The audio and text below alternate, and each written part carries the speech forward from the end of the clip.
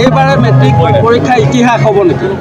চাওক 7 তাৰিখে মেট্ৰিক পৰীক্ষা ৰিজাল্ট দিব, কিন্তু এইবাৰ আপোনালোকে জানে যে কোভিডৰ পৰিস্থিতিৰ পৰিপ্ৰেক্ষিতত ছাত্ৰ ছাত্ৰীসকলে বহুত বেছি প্ৰিপাৰেশ্যন কৰিব পৰা নাছিলে।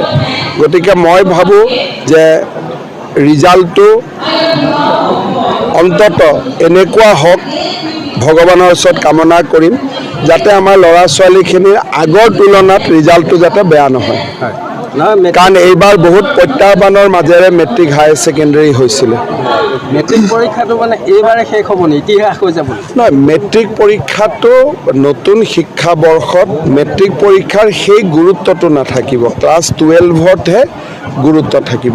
মই সোধা নাই, কালি SEBAৰ চেয়াৰমেনে ক'লে মেট্ৰিক 7 তাৰিখে দিব, হায়াৰ ছেকেণ্ডেৰী 10-15 দিনৰ ভিতৰত 7-10 দিনৰ ভিতৰত দিয়ে দিব, যাতে আমাৰ ল'ৰা ছোৱালীখিনিৰ আগৰ তুলনাত ৰিজাল্টটো যাতে বেয়া নহয়। কাৰণ এইবাৰ বহুত প্ৰত্যাহ্বানৰ মাজেৰে মেট্ৰিক হায়াৰ ছেকেণ্ডেৰী হৈছিলে।